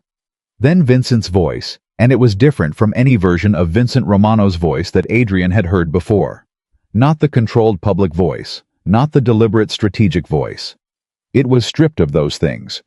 It was the voice of a man who has just understood that the structure he built his entire life around has failed at its foundation. "You have no idea what you have done," Vincent said. "I think I do," Adrian said. "I think I understand it better than you expected me to." "You have started something you cannot finish," Vincent said. "You think delivering some files to a federal office ends this. I have survived things that would have destroyed anyone else. I will survive this." "Perhaps," Adrian said. "That is not my decision. That belongs to the people whose job it is to make it. My part was making sure they had what they needed to make it honestly." "You are protecting her," Vincent said. The word "her" was said with a quality that Adrian felt as something physical. The specific contempt of a man who cannot comprehend being outmaneuvered by someone he considered his property. "I am doing a great many things," Adrian said. "Protecting Isabella is one of them." "She told you lies," Vincent said. "She manipulated you. You brought her into your house and she used you the way she uses everyone." "No," Adrian said simply. "She told me the truth." I know the difference because I spent 2 full days verifying it against independent evidence. You forged documents, Vincent. You manufactured evidence. You created a war that killed people and called it business. I have the proof of all of it, and so do people who are beyond your reach. Another silence. This one had a different quality from the ones before it. This silence was not calculating. It was something Adrian had never heard from Vincent Romano before. It was the silence of a man who has run out of moves. "This is not over," Vincent said. His voice was quiet now, almost conversational, which was when Vincent Romano was most dangerous. Adrian knew when the performance dropped away, and what remained was just the man underneath. "You are right," Adrian said. "It is not over. The part you controlled is over. What comes next is out of both our hands." He ended the call. He set the phone down on the desk and sat for a moment in the quiet that followed. Then he called Isabella in and told her about the call word for word, without editorializing, because she had a right to know what had been said and how it had been said, and what Vincent's voice had sounded like when the moves ran out. She listened to all of it without interrupting. When he finished, she was quiet for a moment. Then she said, "He called me a liar." "He called you a manipulator," Adrian said. "He said you used me." Isabella made a sound that was not quite a laugh and not quite something else. "And what did you say?" "I said you told me the truth," Adrian said, "and that I knew the difference." She looked at him across the desk, across the space of everything that had happened in the past week, across the particular distance that exists between two people who have been through something that changes the nature of what they are to each other without either of them having fully named it yet. "Do you," she said quietly, "know the difference?" "I am learning to," Adrian said. Outside the window, the city made its noise. The 72 hours were running. Vincent Romano was somewhere in that city, making his last calculations. The federal machinery was moving in its deliberate institutional way toward consequences that would arrive in their own time and on their own terms. And in the study of the Moretti estate, two people who had started the week as enemies and the week before that as strangers sat across from each other and understood without saying it directly that something had changed in the space between them that neither of them had planned for and neither of them entirely knew what to do with. It was not the story either of them had come into this week to tell. But it was for the first time in a very long time, a true one. And that Adrian was beginning to understand was the only kind worth telling. The 72 hours did not pass quietly. Adrian had known they would not. Quiet was not a condition that existed in the aftermath of something this size. What existed instead was a particular kind of controlled chaos, the kind that looks like stillness from the outside and feels like sustained pressure from the inside, where every hour brings new information, and every piece of new information requires a decision, and every decision carries weight that does not distribute itself evenly across the people making it. The federal investigation moved faster than any of them had anticipated. Thomas had underestimated, or perhaps correctly estimated, and simply not said out loud, how much the investigators had already been watching Vincent Romano before the evidence package arrived. What Isabella and Thomas delivered did not begin a case. It completed one. It gave structure and documentation to suspicions that had been accumulating for years without the specific evidence required to move on them.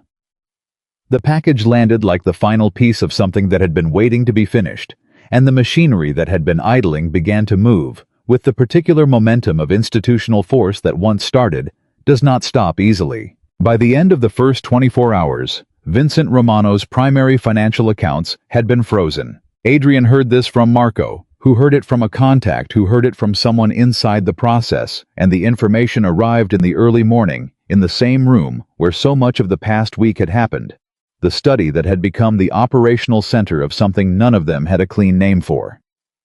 Marco delivered it with his characteristic evenness, the tone he used when something significant had occurred, and he was giving Adrian the space to respond to it, rather than preemptively shaping the response. Adrian did not respond immediately. He sat with it for a moment, because frozen accounts meant Vincent's ability to move assets was compromised, which meant the window for relocating people and resources beyond reach had narrowed significantly, which meant the contingency Vincent had spent years building was not going to function the way it was designed to function.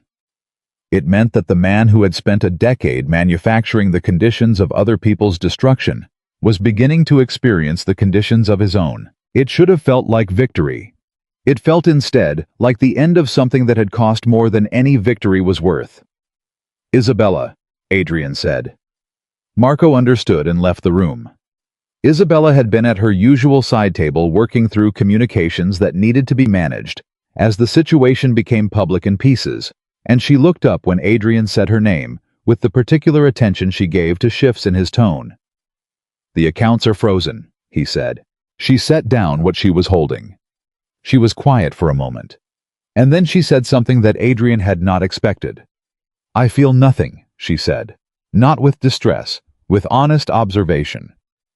I thought I would feel something significant when it started actually happening. I have been waiting for this for 3 years, and now the accounts are frozen and I feel nothing. Is that wrong?" "No," Adrian said. "I think it means you have been carrying this for so long that the arrival of it does not feel like arrival. It feels like a continuation of something that has not finished yet." Isabella looked at him. "When does it finish?" "When you can stop thinking about it," he said. "I do not know when that is. I am still waiting for that point myself." She nodded slowly. Then she said, "He is going to try to run." "Yes," Adrian said. "He will not go quietly," she said. "He never has. He will burn things on his way out. People, relationships, anything he can use. He does not accept loss. He converts it into someone else's punishment." "I know," Adrian said. "Marco has people watching the 3 exit points he is most likely to use. And the federal team is not naive about this. They have seen this pattern before." "There is something you do not know yet," Isabella said. Adrian looked at her. She reached into the documents on her table and removed a single sheet that she had been holding separately from the rest, slightly apart, in the way that someone sets aside something they are not yet ready to introduce into the conversation. "There is a person," she said. "Someone inside Vincent's current operation who has been communicating with me for 4 months. Not about the plan. They did not know about the plan. They communicated because they were frightened, and because they trusted me from before, and because they needed someone to know what they knew in case something happened to them." Adrian kept his expression even. "Who is it?" "A woman named Claire Novak," Isabella said. "She is Vincent's personal assistant. She has been with him for 7 years. She knows the physical location of documents that are not digital." "Paper records, Adrian. Filed originals of the communications that Vincent used to direct the manufactured conflict between your families. The kind of records that can be denied when they exist only in digital form, but cannot be denied when they are physical." "Where are they?" Adrian asked. "In Vincent's private office," Isabella said. "In a false bottom drawer in the second filing cabinet. Claire knows exactly where because she has seen him access it. She has never been permitted to touch those files, but she has seen him open the drawer 3 times over 7 years, and she has understood from the way he guards that drawer that what is inside it matters more than almost anything else he owns." Adrian was very still. "You have been holding this." "I have been holding this," Isabella confirmed, "because I needed to understand whether the rest of the plan would succeed before I introduced this piece. If the rest failed, those physical records were my reserve, my last protection. And now the rest has not failed," she said. "It has succeeded beyond what I had calculated, which means the physical records are not insurance anymore. They are confirmation.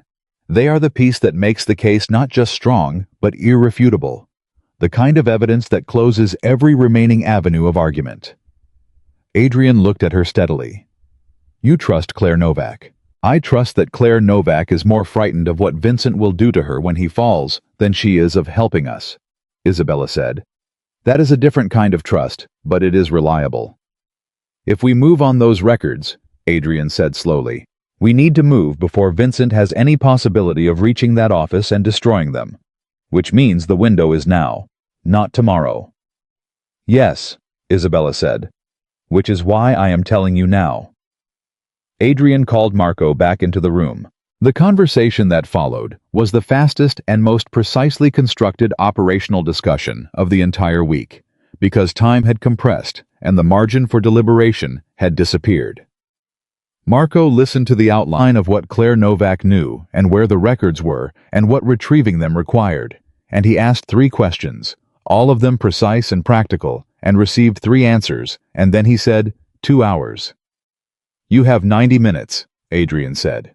Marco left without another word. The 90 minutes that followed were the longest of the week, which was a significant claim, given the week that had preceded them. Adrian and Isabella sat in the study and did not pretend to work on other things and did not fill the time with conversation for the sake of filling it. They simply waited with the particular quality of shared silence that exists between 2 people who have been through enough together that the silence is not empty. At 40 minutes, Marco called to say they were in position. At 63 minutes, he called again to say Claire Novak had made contact and was ready. At 81 minutes, the 3rd call came. Marco's voice was different on the 3rd call. Not alarmed, but different in the particular way that tells you something has happened that was not part of the plan. "We have the records," he said. "Claire delivered them and she is safe. But Adrian, there is something inside those files that was not in anything Isabella brought. Something we did not know about." Adrian looked at Isabella across the room. She was watching his face. "What is it?" Adrian asked. "There is a document," Marco said. "A record of a payment, made 11 years ago, 3 months before everything started, to a man named Peter Holloway." The name landed in the room like something physical, because Peter Holloway was the name of the federal investigator who had handled the initial inquiry into the Moretti family collapse 11 years ago. The investigator who had reviewed the forged evidence and found it credible. The investigator who had closed the inquiry without pursuing the Romano connection, because the official record stated there was insufficient evidence to justify it. Adrian's hand tightened slightly on the phone. "How much?" he said. "Enough," Marco said. "Enough to make his decision very clearly a decision and not a judgment." Isabella was on her feet. She had read enough in Adrian's face to understand that something significant had shifted. "Peter Holloway was paid," Adrian said to her when he lowered the phone. She stared at him. "The investigator." "The investigator," he confirmed. "From the original inquiry. He was bought." He closed it deliberately. The silence in the room was different from every silence that had come before it. This one was not the silence of processing, or of waiting, or of 2 people finding their way toward something. This was the silence of a revelation that changes not just the present situation, but the past.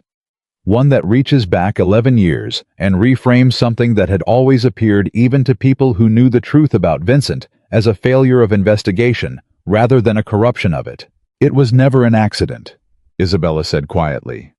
"He was not just unlucky with the investigator he drew. He chose the investigator he would draw. He made sure of it." "He built every layer of it," Adrian said. "Not just the evidence, not just the witness. The investigation that was supposed to catch him. He owned that too." "The investigator," Isabella said, and then stopped. "Is dead," Adrian said. "He died 8 years ago. Heart failure." He paused. "Or what was recorded as heart failure." Neither of them said anything for a moment, and then Isabella said very quietly, "How many people, Adrian? How many people did he destroy or remove to keep this intact?" It was not a question that had an answer. Or rather, it had an answer that neither of them was ready to finish calculating. "The record goes to the federal team," Adrian said. "Today, within the hour. It goes with the rest of the physical evidence, and it goes with Claire Novak's account of where it was held and how it was accessed. And it goes to the journalist. The full version, everything, because this is no longer just about Vincent Romano. This is about a system he corrupted, and a man he bought, and a decade of institutional failure that people deserve to understand." Isabella looked at him. "If you release all of it," she said, "it becomes public, entirely public. Not just the Vincent story. The Moretti family history, the original collapse, the years of conflict. All of it." "Yes," Adrian said. "That includes things that are painful for you." "Yes," he said again. "You are willing to do that?" It was not quite a question. She was confirming something she already saw in his face. "I have spent 11 years believing a story that someone else wrote for me," Adrian said. "I am not interested in controlling the narrative anymore. I am interested in the narrative being true, whatever that costs." Isabella held his gaze for a long moment. Then she said, "All right, let us finish it." The release of the full record happened that afternoon. The federal team received the physical documents, and Claire Novak's signed account within the hour. The journalist who had been waiting for the completion of the picture received the full package 2 hours later, and the conversation that followed between the journalist and Isabella was the most substantive conversation Isabella had engaged in across the entire week, because the journalist was precise and careful and asked exactly the right questions, and Isabella answered all of them with the same directness she brought to everything. By early evening, Vincent Romano knew. I knew because the accounts were one thing and the asset freezes were another. But the moment that told him with absolute certainty that it was finished was when his own attorney called and said in the clipped and careful language of a professional delivering information, "They wish they did not have to deliver." That the evidence in federal possession included physical records from his private office, and that a former employee had provided testimony, and that the scope of what was documented was comprehensive enough that there were no remaining legal strategies that offered meaningful protection. Vincent Romano had built his life on the belief that there was always a remaining move, that the board never truly ran out of squares, that the right combination of money and leverage and carefully maintained fear could extend any game indefinitely. He sat in his study with his attorney's words settling around him and understood for the first time that the board had run out of squares. He did not run. That was the thing that surprised everyone, including Adrian, when they learned of it later. The man who had spent 11 years building exits and contingencies and mirror strategies chose at the moment, when all of them failed simultaneously, not to use the one remaining option that had nothing to do with legal strategy. He did not run because running confirmed everything, and Vincent Romano could not accept confirmation. He called his attorney back and said he would cooperate with the federal process. It was the last calculation of a man who understood that cooperation, paradoxical as it seemed, was the only remaining position that preserved any remnant of the control he had always required. He would cooperate. He would shape the terms of his own surrender. He would not be taken. He would arrive. When Marco brought this information to Adrian and Isabella that evening, the room was very quiet for a long time. "He is cooperating," Isabella said. "She said it the way you say something you have processed factually but not yet emotionally." "Yes," Marco said. "He chose that," she said. "Overrunning." "Yes." She sat back in her chair and looked at the ceiling for a moment, which was the only time across the entire week that Adrian had seen her do something that looked like being temporarily overwhelmed by the accumulated weight of everything. "He cannot stand the idea of being caught," she said finally. "Even now, even at the end of everything. He needs to be the one who decides how it happens." "Yes," Marco said. "That is the most Vincent Romano thing I have ever heard," she said. And something in the way she said it had a quality that was not humor and was not grief, but was somewhere between the two. The particular emotion that exists when you know someone well enough to recognize them completely, even in their worst moment, and you understand that the recognition is itself a form of loss. Marco left them. Adrian looked at Isabella. "It is done," he said. She looked back at him. Her face was doing something complicated that she was not entirely managing to contain, which was unusual enough that it told him more than whatever she might have said. "It is done," she agreed. "How do you feel?" he asked. She thought about it honestly, the way she thought about everything. "Like a person who has been holding their breath for 3 years and has finally exhaled," she said. "And now I do not know what breathing normally feels like, and I am going to have to remember." "You will," Adrian said. "How do you know?" "Because you remembered everything else," he said. "Everything that mattered. You held on to the truth for 3 years in conditions that would have broken most people. You will remember how to breathe." She looked at him for a long moment. "What about you?" she asked. "You spent 11 years building your life around something that turned out to be manufactured. The revenge is gone. The enemy is gone. Not the way you planned, but gone. What does Adrian Moretti do now? It was the question he had been living inside since the first morning he woke up without a target. The question that had been present in the background of every decision and every conversation of the past week. Patient and unavoidable, and waiting for the moment when the urgency of everything else cleared enough to let it be heard. "I have been thinking about that," he said. "I know you have," she said.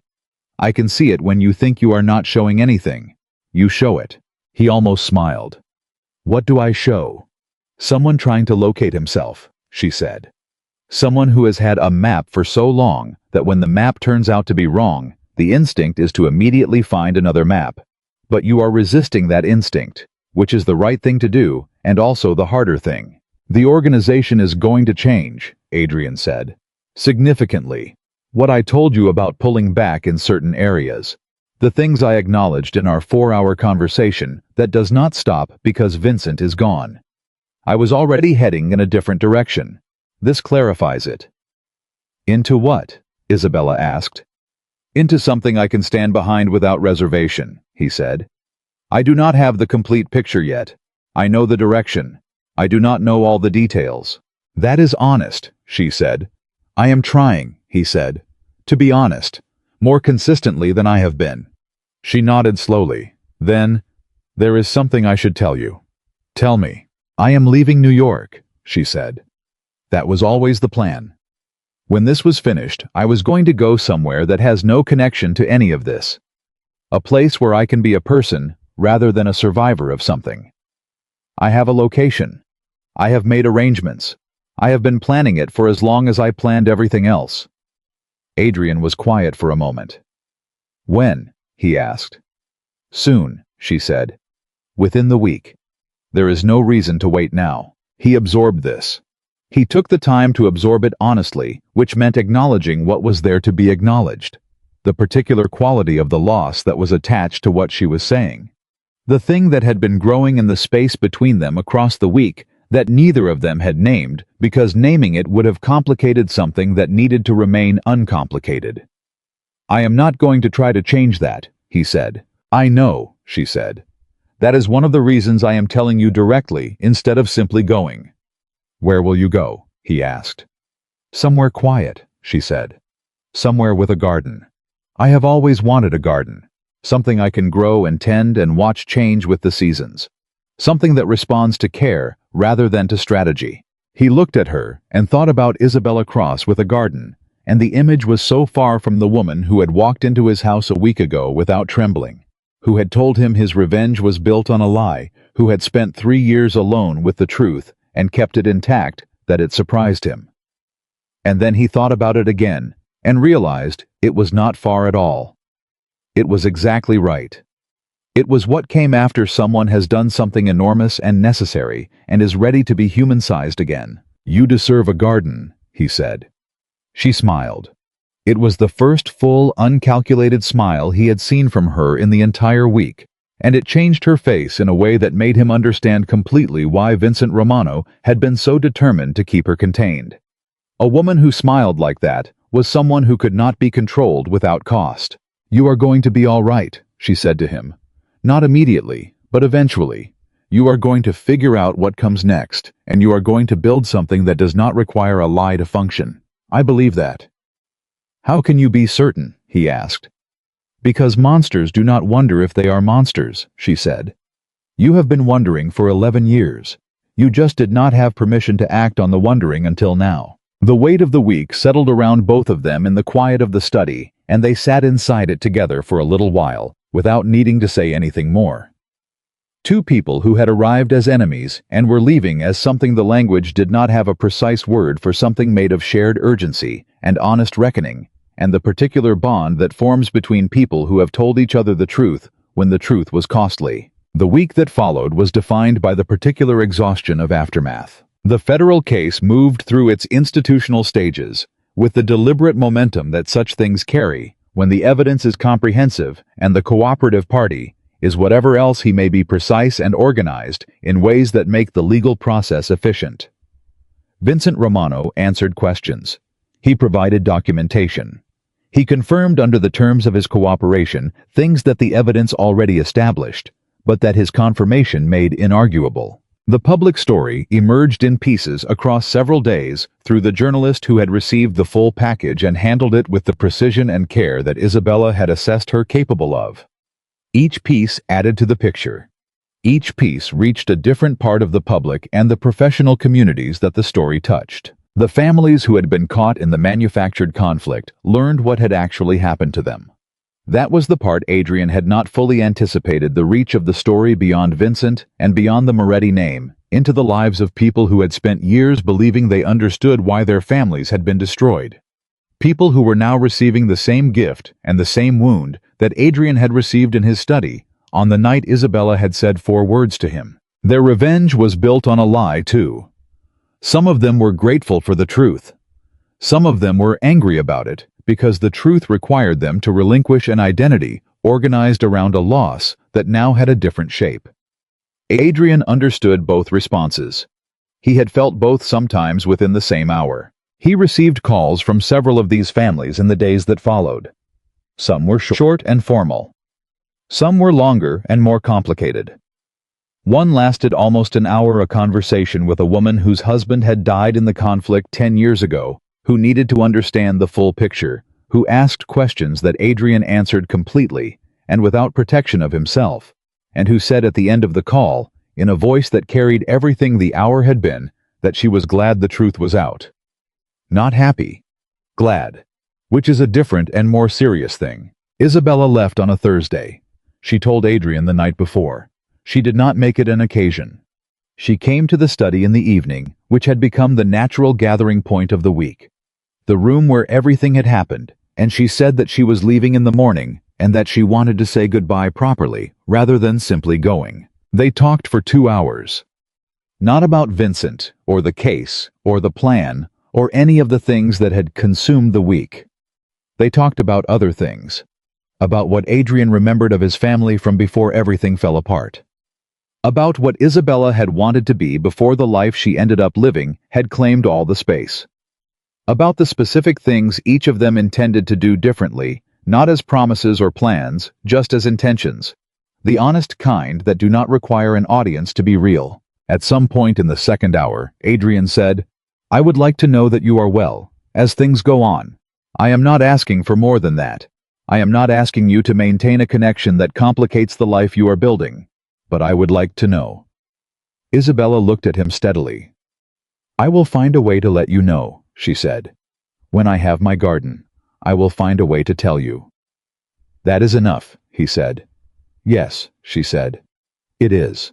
She left the next morning before the city had fully woken up. Adrian did not watch her go. Not because he was avoiding it, but because she had asked him not to, had said that leaving was easier when it was simply leaving, and not a departure witnessed by someone she would have to see herself leaving through.